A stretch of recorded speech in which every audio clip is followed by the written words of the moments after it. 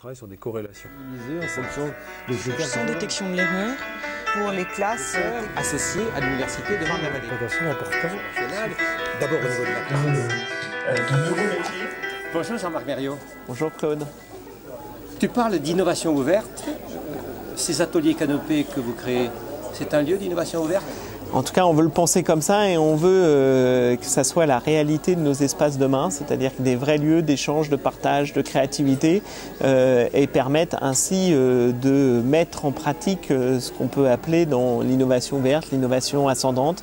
L'enjeu est aujourd'hui pour nous absolument essentiel de faire que ces espaces soient là pour stimuler la créativité, stimuler de nouvelles pratiques, faire évoluer les pratiques pédagogiques. Voilà, c'est comme ça qu'on a pensé ces espaces. Tu parles de Fab Lab de l'éducation.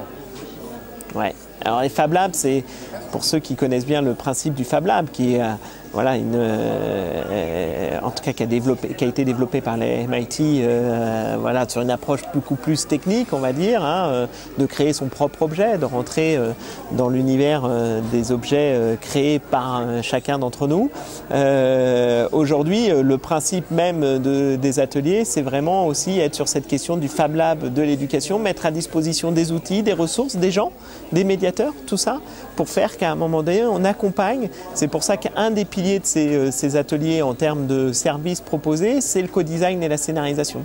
Et donc voilà, et ben on est là, on va offrir aussi bien des plateformes voilà, qui vont offrir des contenus, que des plateformes de diffusion, que la possibilité de filmer, de créer, d'utiliser telle ressource qu'on ne pourrait pas utiliser chez soi. C'est ça aujourd'hui la logique du Fab Lab, d'offrir des outils et un accompagnement pour créer ses propres contenus et faire que demain on puisse ensuite aussi disséminer l'ensemble de ces contenus. Il faut donc développer l'initiative pédagogique. Oui, alors c'est ce qu'a développé dans son introduction du campus européen le président de l'université de Poitiers. Il a dit qu'il préférait le terme initiative pédagogique qu'innovation pédagogique. Et c'est vrai que pour ceux qui travaillent un peu dans ce domaine-là, l'innovation peut toujours faire peur. Il y a les profs innovants et il y a les autres. Et ce clivage-là, il faut qu'on arrive absolument à le gommer. Et je trouve que la question de l'initiative pédagogique, oui, redynamisons l'initiative pédagogique qui est déjà existante et qui est déjà là, mais essayons de lui donner une autre envergure et faire que demain, en utilisant les nouveaux outils, les nouveaux objets, en faisant que voilà, on travaille différemment, on soit beaucoup plus axé sur l'approche des compétences et sur le transdisciplinaire, et bien que ça fasse que demain, on puisse être amené à renforcer les initiatives pédagogiques. Alors l'initiative pédagogique, ça signifie que l'essentiel se passe dans la classe. Ouais. Et qu'en fait, le ministère de l'Éducation nationale, avec une centrale qui est un peu éloignée de ce qui se passe dans la classe, du moins c'est ce que disent les enseignants, a peut-être un peu moins de pouvoir en termes d'inflexion, un peu de politique éducative. C'est-à-dire que la liberté pédagogique, elle est toujours là, de l'enseignant. Et il faut qu'elle reste. Et il faut qu'elle soit renforcée. Un nombre d'entre eux disent est-ce qu'on a vraiment une liberté pédagogique? Après, je pense que c'est aussi à eux de s'approprier cette liberté pédagogique. Alors, très souvent, on ne leur a pas donné les bases pour pouvoir s'approprier cette liberté pédagogique. Et la question de la formation est absolument aussi essentielle. Je donnerai un exemple parce que dans des responsabilités précédentes, j'étais amené à valoriser, en tout cas à m'occuper d'une ressource pédagogique, qui est une ressource, qui est une plateforme de vidéo éducative, qui est aujourd'hui déployée par pas loin de 7000 établissements.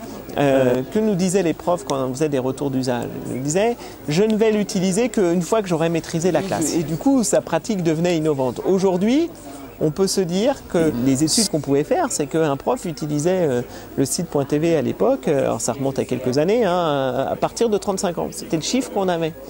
Donc qu'est-ce qu'il faisait de 25 à 35? Il n'utilisait pas le site.tv. Et donc la question, elle était plutôt sur justement comment faire qu'à un moment donné, même dans la maîtrise de la classe, il puisse être amené à utiliser d'autres objets, d'autres outils et à faire que la classe et maîtriser la classe, et bien ces bases soient là. Et les bases, elles reposent aussi beaucoup sur de la formation. Et c'est cette formation-là aussi qui doit permettre après de déployer les usages sur l'utilisation de nouveaux objets, de nouveaux outils. Donc les liens entre Canopé et les SP et la formation continue des enseignants doivent être forts. Oui. Ouais. Un atelier par département? Oui, c'est un atelier par département, dans une logique aussi d'un rapprochement avec les ESP. On espère que demain, on sera en mesure de pouvoir créer un vrai lien. Ça se passe déjà, hein, parce que c'est ce qu'expliquait aussi le président de l'université avec le canopé académique de Poitiers. On est en train de développer ces espaces au sein aussi des ESP, ou en tout cas accompagner, créer un maximum de liens, parce que je crois aussi que c'est assez intéressant pour les enseignants, en tout cas les futurs enseignants quand ils sont en formation initiale, ou pour les enseignants qui sont en formation continue, de pouvoir s'extraire aussi de l'environnement, parce que c'est aussi ça, voilà, dans toutes les entreprises, on sait très bien que aller voir d'autres environnements, sortir de son environnement, c'est aussi source de créativité, et je pense que là-dessus, voilà, c'est aussi ça l'enjeu de ces espaces. Bon, alors former les enseignants, c'est essentiel.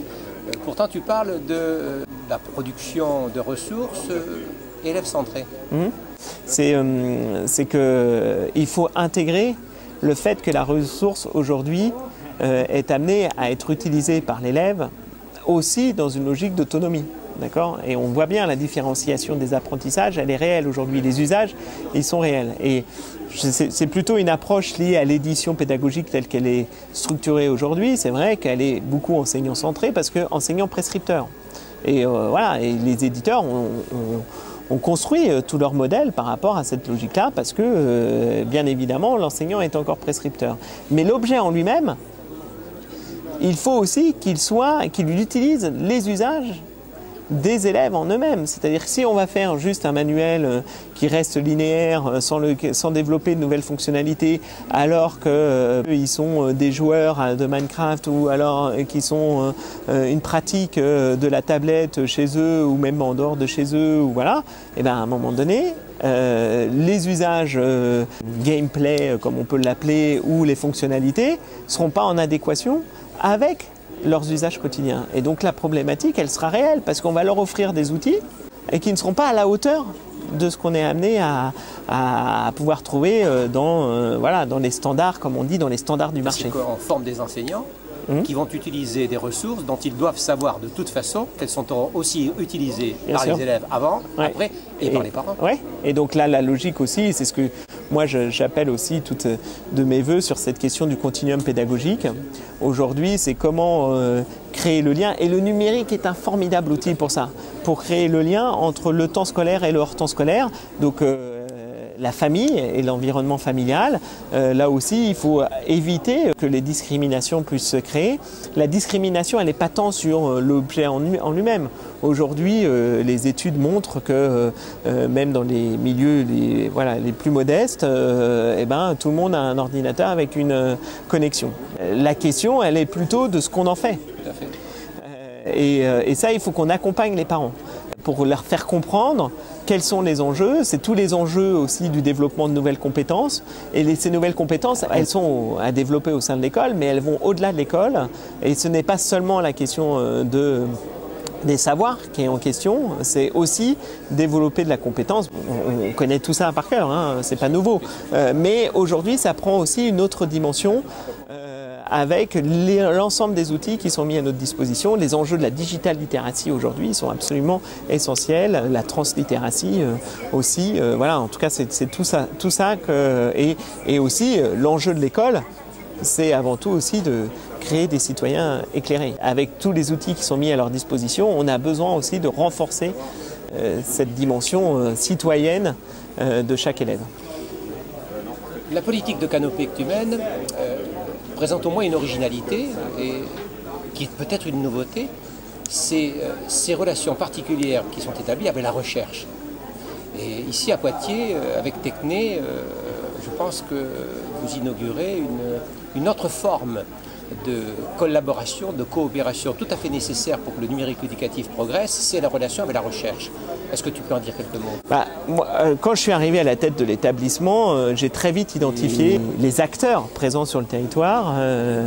Jean-François Cerisier, qui était donc le directeur du Tecné et du laboratoire qui travaille plus sur l'ensemble des questions liées aux usages du numérique. On s'est rencontrés très très vite, on a bien vu que les bases pour travailler ensemble étaient là et on a structuré pour permettre de renforcer cet échange et faire que demain, on puisse être amené à pouvoir travailler étroitement avec le monde universitaire. Pour moi, ça me semble essentiel. Pourquoi ?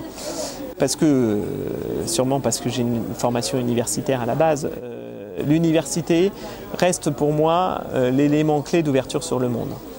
D'accord ? Parce que les chercheurs sont habitués à travailler en réseau, à travailler avec des collègues à travers le monde. L'université, c'est ça. Le web, c'est eux quand même. Le web, c'est voilà. eux. Donc, à un moment donné, c'est eux qui nous permettent aussi d'avoir une ouverture sur le monde. Pour des institutions comme le réseau Canopé, c'est très souvent difficile de pouvoir s'ouvrir, on va dire, sur ce monde. Et le lien avec l'université nous permet cette ouverture de manière beaucoup plus rapide que ce qu'on pourrait faire tout seul. Et l'enjeu aussi, et on le sait très bien à travers tous les enjeux du numérique, c'est de créer le maximum de partenariats. C'est une vraie logique de partenariat, d'échange et de partage. Et le monde universitaire a ça dans ses gènes aussi, ce qui est un peu moins le cas pour, je pense, l'éducation nationale. Donc pour nous, c'est aussi de pouvoir se greffer, en tout cas peut-être aller chercher certains gènes dans le monde universitaire et de faire que ces gènes-là deviennent ceux aussi du réseau Canopé de demain. Dans les projets, un réseau social pour les enseignants ? Ouais.